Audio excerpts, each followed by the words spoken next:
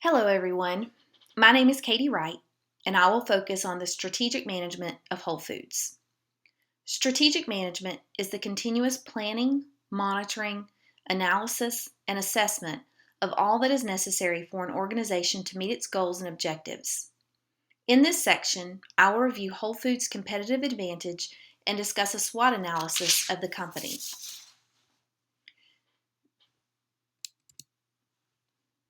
The strategic management process begins when a firm defines its mission. Whole Foods expresses its mission statement through its core values, which are to sell the highest quality natural and organic products available, satisfy, delight, and nourish customers, support team member excellence and happiness, create wealth through profits and growth, serve and support local and global communities, practice and advance environmental stewardship, create ongoing win-win relationships with suppliers, and to promote the health of stakeholders through healthy eating education. The ultimate objective of the strategic management process is to enable a firm to choose and implement a strategy that generates a competitive advantage. A competitive advantage exists when a firm is able to create more economic value than rival firms. Whole Foods has found competitive advantage in providing an exceptional shopping experience. The firm is competing on perceived customer benefits rather than lower cost, and they have been very successful.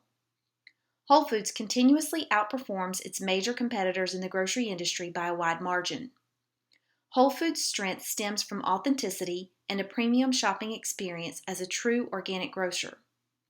John Mackey, founder of Whole Foods, said Americans love to eat and Americans love to shop, but we don't like to shop for food. It's a chore like doing laundry. Whole Foods thinks shopping should be fun. And fun it is. Whole Foods has been referred to as the grocery equivalent of Disney World for food junkies.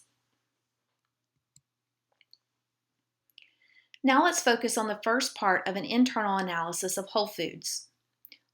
Whole Foods has several strengths. Whole Foods has a healthy balance sheet with low debt levels and high cash balance. At the end of fiscal year 2015, the company's total long-term debt stood at $62 million compared to a cash balance of $392 million.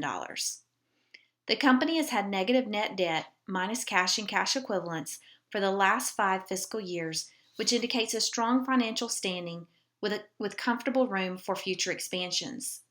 Whole Foods recently announced its intention to finance its $1 billion share buyback program by raising debt.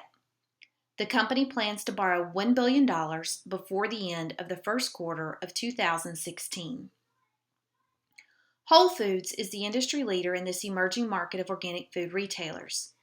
The original Whole Foods opened in 1980 and it was an immediate success. Demand for organic food has been rising at a much faster pace than the broader food industry, which is a fairly mature industry. This has enabled Whole Foods to expand aggressively since going public.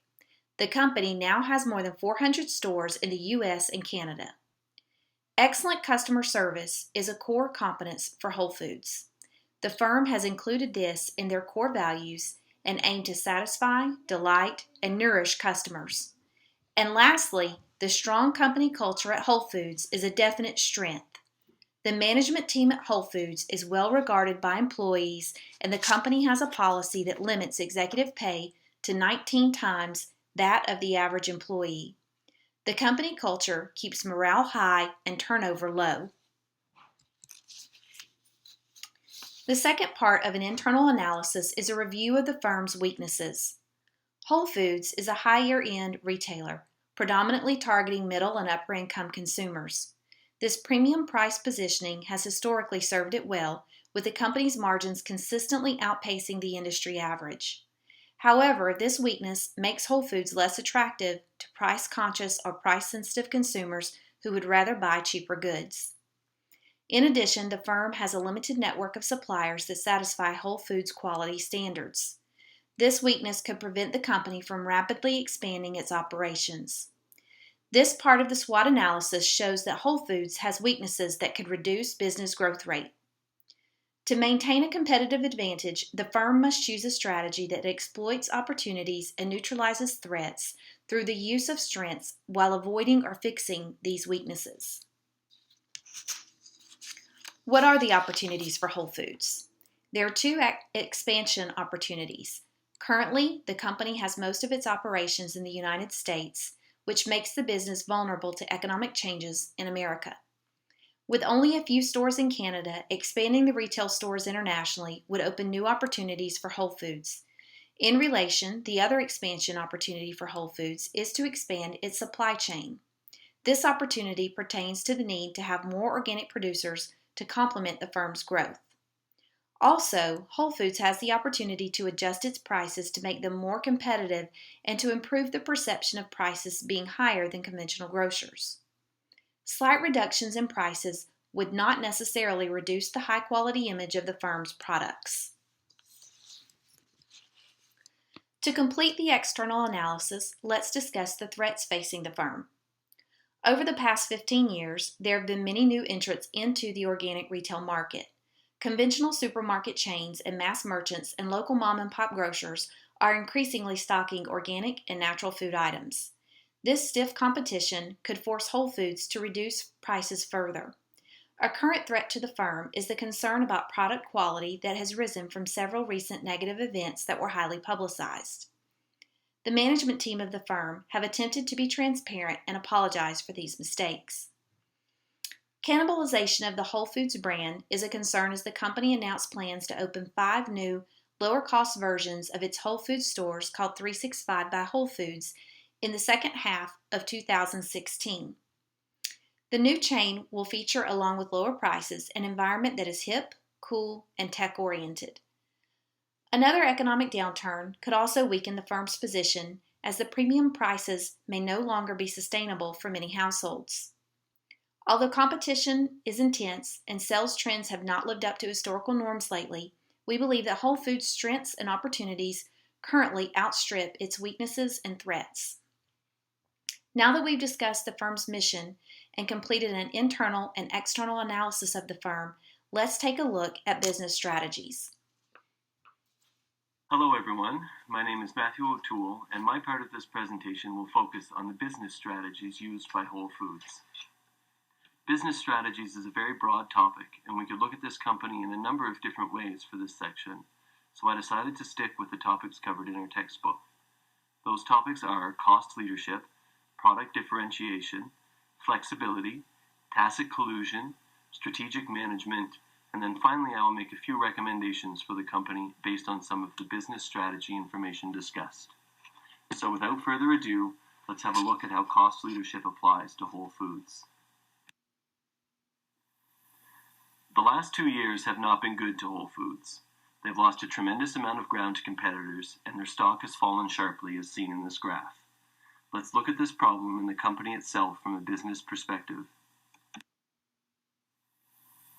According to our textbooks, a cost leadership business strategy focuses on gaining advantages by reducing economic costs below all of its competitors. Let's have a look at how Whole Foods stacks up when looking at cost leadership. When we look at cost leadership and how Whole Foods stacks up against its competition, we really need to break the competition up into 3 different groups of competitors. First, there are large grocery chains. These offer both organic and non-organic foods. Then there are smaller local grocery stores, often also offering organic and non-organic food. These stores will also compete with Whole Foods in that they will feature local produce. And finally, there are organic and health food specialty stores. These are mostly small local businesses, although there are a number of chain competitors emerging that Whole Foods needs to compete with. If we are looking at non-organic offerings, Whole Foods does not compete with grocery chains in terms of price. This was never really the intention of Whole Foods. They were never looking to compete in this market. Organic food comes with a higher price tag. That's a well-known fact. There are a few examples of some staple foods listed on this slide, and you can see that the organic foods can be more than double the price of regular food. In order to negate the obvious difference in pricing when competing against large chain realtors, Whole Foods' strategy was to offer a different product. The problem with that now is that the large food distributors have also started to sell organic food. This represents a real problem for Whole Foods, as they are not able to compete with chains such as Walmart when offering similar products due to a significant difference in economy of scale. Many of these stores buy their merchandise from the same growers that Whole Foods buy from, so essentially they are offering the same products, but the large chains are able to offer lower prices because they are buying and selling a significant amount more. As you can see in this slide, Walmart is able to offer many organic products for anywhere from 5 to 50% less than Whole Foods. Whole Foods is also not able to compete with local grocery stores in terms of price. The costs above are comparisons between shopping at Whole Foods and local grocery stores in 3 different cities. Although the price difference is much less than the comparison with the large grocery retailers, there is still a significant difference in price, with Whole Foods customers paying about $30 more for their orders. In the organic and health food specialty store market, Whole Foods is certainly competitive in terms of price, but they do not have a pricing advantage. As shown in this slide, the prices are almost the same as at Earth Fare. This may come from the fact that the stores are purchasing goods from many of the same local growers. Whole Foods not owning the farms from which they purchase their food is a major criticism of the chain, and something that I will talk about again later on. Clearly, cost leadership is not a business strategy of Whole Foods. At one time, they had a bigger piece of the organic food market, and would have been more competitive when it comes to cost, but they have lost significant ground here with the emergence of other organic and health food chains, and with the entry of big box stores into the organic food market. Product differentiation is a business strategy whereby firms attempt to gain a competitive advantage by increasing the willingness of customers to pay for the products they sell. Essentially, it is a strategy designed to have your products stand out from the rest and thereby increase consumer appeal. Product differentiation is really what the Whole Foods brand was built on. The company was formed to provide consumers with a high-quality product that was not available elsewhere at the time.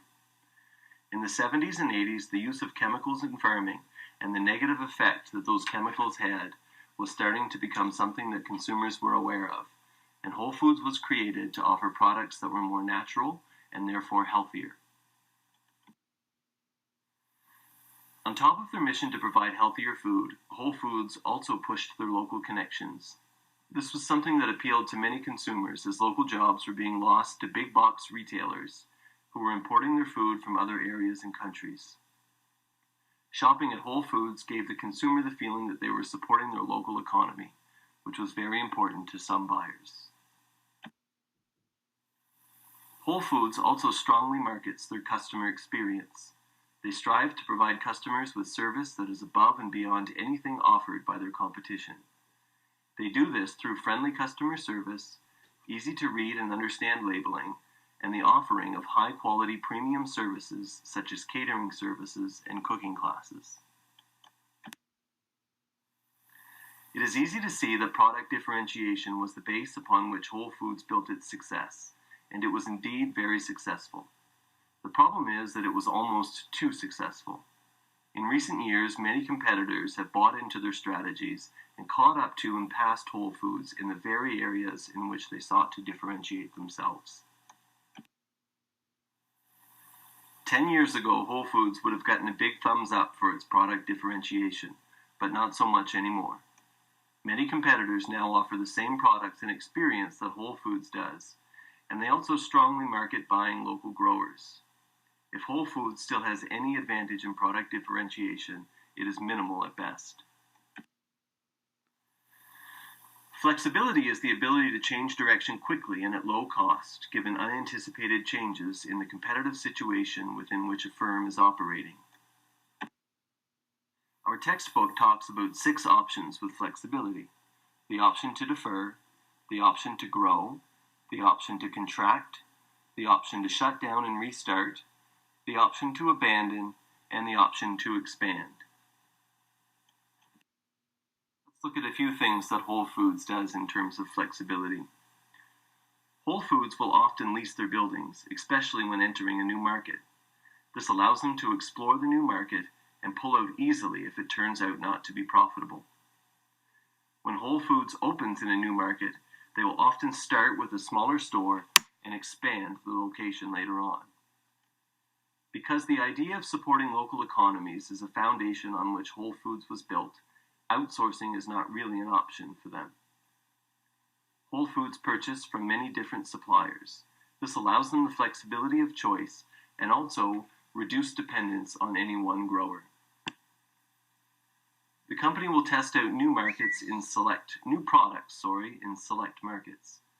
This is largely tied to their buy local mantra and the availability of different products during different seasons to appeal to differing tastes.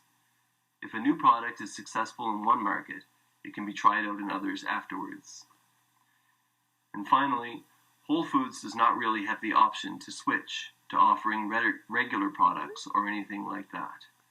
The supermarket industry is extremely competitive, and trying to compete toe-to-toe with other grocery giants is not really an option for Whole Foods. Whole Foods have good flexibility within their current business model, but it would be very difficult, if not impossible, for the company to totally switch directions. They must continue to try to be successful in the niche area of the supermarket industry where they started. Collusion is when several firms in an industry cooperate to reduce industry competitiveness and raise prices above the fully competitive level. There's not much information to be found with Whole Foods and collusion. Really, the only thing that I found were some articles that accused the company of colluding with other health food stores and non-profit lobbyist groups against GMOs. The argument as to whether or not GMOs are safe is one of those things upon which opinions vary greatly, depending on who you ask. Some believe that GMOs are very unhealthy, and some believe that there is collusion between different interest groups against GMOs in order to increase their own profitability. It's certainly not for me to decide here, just something to mention. It is clear that the argument against GMOs would be very good for Whole Foods' profitability. In 2012, Whole Foods was actually involved in a GMO scandal where they were accused of false advertising on a pretty large scale. So with all of this in mind, what is Whole Foods trying to do to build their brand and keep their company profitable? Early on, I mentioned that Whole Foods has lost many of the advantages it initially had. So what are they doing to try and remain profitable in the future? Whole Foods are already using Apple Pay, but later this year they will be launching a new customer loyalty program that is set up in conjunction with Apple Pay. They are the first company to do this, and it will be very interesting to see how it works out. Whole Foods have also revamped their customer app that has been designed to further improve customer experience. Whole Foods have also partnered with Instacart and now offer grocery delivery service. Again, this is a huge offering to improve customer service and satisfaction. The convenience of grocery delivery for customers who need it offers Whole Foods the opportunity to improve their client base and attract younger customers. Whole Foods has launched a very intensive marketing campaign. The campaign is strongly focused on social media, and Whole Foods has built a strong presence online at Facebook, Twitter, Instagram, and other social media platforms. Whole Foods say that the campaign will educate consumers on product quality and their options in the marketplace, while also helping to differentiate Whole Foods from some of its competitors. In perhaps their boldest move, Whole Foods has announced that they will be opening new 365 stores that will offer the same quality product as the Whole Foods stores, but at discount prices. They have been offering 365 products in their stores, but will now open entire markets under the brand name.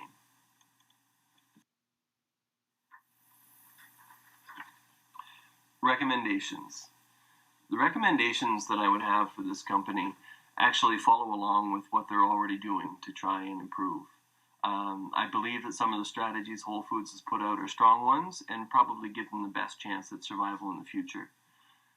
First off is the social media presence that should continue to be developed.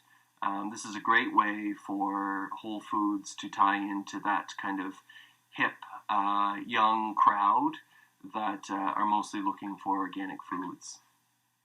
They should also continue improving loyalty program and their customer app. They already have a customer app, but it focuses mostly on recipes and stuff like that.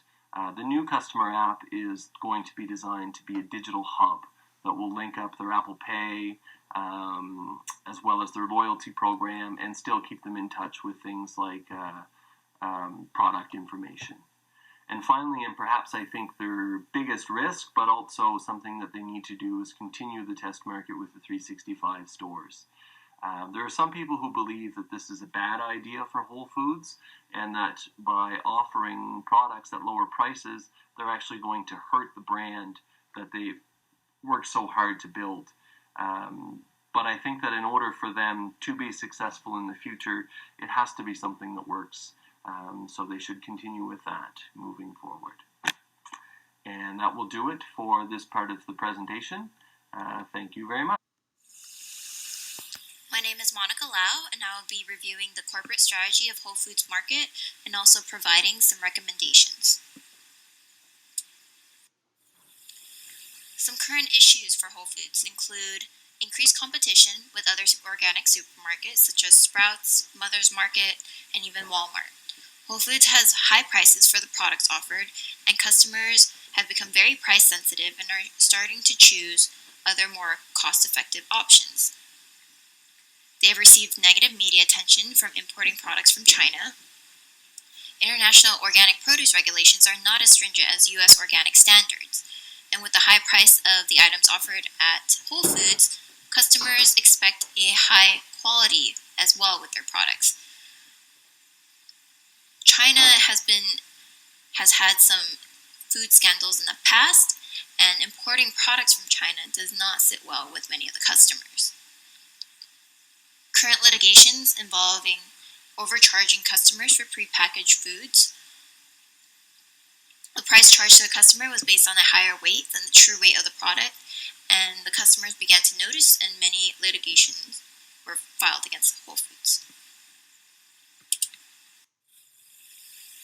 In order to address the issue of providing a more cost-effective option for customers, Whole Foods will be introducing a new chain of lower-priced products at 365 by Whole Foods Market stores. They have already signed 8 leases for these new 365 stores, slated to open in 2016. They are planning to open up to 10 365 stores in the 2017 fiscal year. These 365 stores will offer lower prices, and they are also designed to reach a broader customer base with value-oriented products. Many of the planned openings are going to be in predominantly hipster communities such as Bellevue, Washington, Portland, Oregon, Santa Monica, California, Los Angeles, California, and Houston, Texas.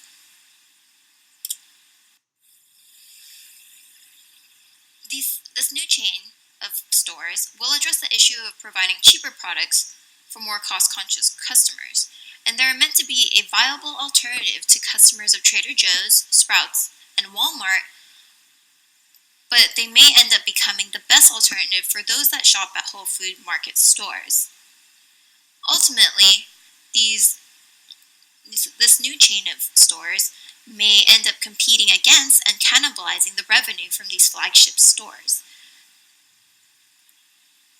The new chain does not offer better product differentiation and are supposed to be the same quality standards as the higher price items at Whole Foods Market stores. Personally, if I normally shopped at Whole Foods because I believe in the quality of their products, and now they open a cheaper chain that offers the same type of products with the same quality standards, I can't see myself choosing the more expensive option because they're still under the same company. I would definitely choose the cheaper option of the 365 stores than continue shopping at Whole Foods.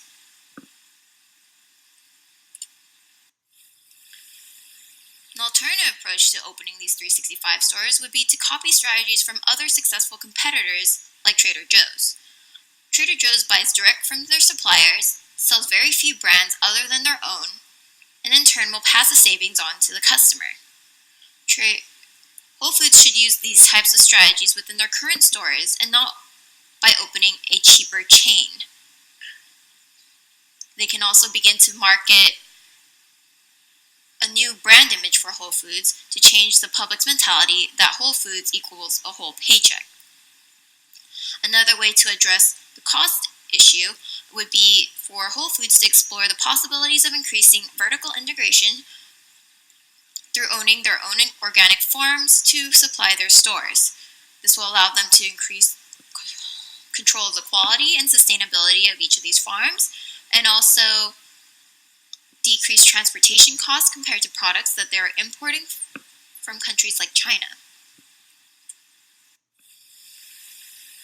Organic foods normally cost more to produce, and the suppliers will increase prices to cover these costs. Whole Foods can make strategic alliances with organic producers that they can later merge with or acquire, and this will allow Whole Foods to have a quick transition into a different industry. This will provide Whole Foods with an additional area that they can research to try and lower the costs and pass the savings on to the customer. They have greater control over the quality and the transportation costs for these new organic farms that they would own. Again, this would aid in Whole Foods' emphasis on quality because the company would manage the production side of the business. This may help the company's image overall that has already been tainted by litigations against the quality of products offered. Whole Foods also has a very diverse amount of store offerings. They include things like a lifestyle store that offer eco-friendly designer clothing for men, women, and children, and home goods, a wellness club that provides educational classes to help individuals make informed decisions about living a healthier lifestyle, alongside some fitness and yoga classes, a supper club that provides cooking classes for creating healthy meals, full-service sit-down restaurants, a juice bar, and a bar that serves coffee, tea, kombucha on draft, beer, and wine. Whole Foods has great offerings at all different locations that help to diversify the business. Unfortunately, they need to increase the marketing efforts to educate the public about the different offerings of these different locations. I personally had a very hard time finding all the additional services offered by Whole Foods Market on their website. Many of the items I listed on the previous slide were things I heard about by word of mouth.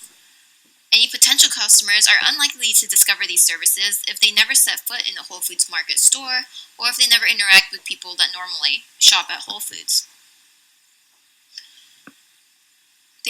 Whole Foods can also start to research which are the best performing additions and slowly incorporate them into other stores. As they continue to do well at the other locations, the additions can become a standard for all stores. This will add further differentiation for Whole Foods Market compared to other competitors because Whole Foods will not only be selling organic produce and other products, they also have all these other different services.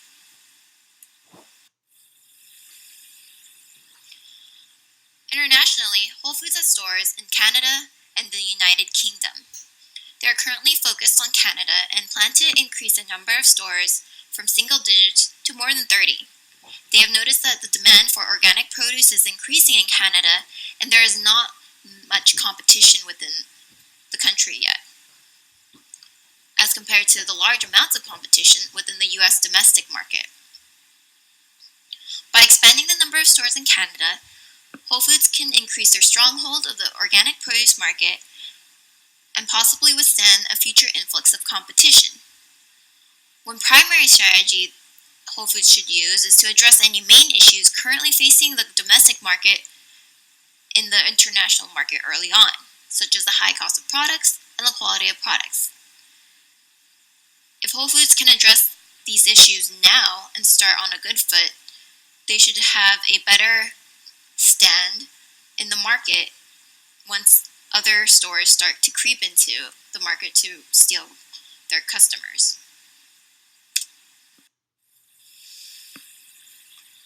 Whole Foods will need to also increase their quality standards by putting more focus on employee trainings, adding some regular calibration to all scales used by customers and employees, and also integrating a random internal quality audit program that would randomly check weight and price on prepackaged foods, along with any current employee practices. This would be more of a proactive approach to ensure high quality is maintained across all stores. Additionally, any internal findings during these audits can be addressed before customer complaints start coming in through the door, and hopefully prevent any future litigations. This last slide is a summary of all the recommendations I have already reviewed. First being to copy strategies of successful competitors like Trader Joe's for current stores instead of opening a newer, cheaper chain that would cannibalize customers from the original Whole Foods markets. Increase the amount of vertical integration by acquiring established organic farms to drive costs down. Increase quality oversight over product labeling and other practices. Whole Foods will also need to market the other services that competitors do not have and start to incorporate the most popular offerings into all the stores. They need to address the main issues seen in the domestic market now in the international market before other competitors begin to surface.